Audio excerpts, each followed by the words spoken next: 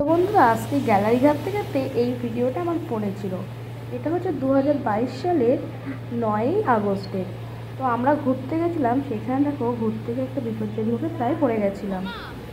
মা এখন জোয়ার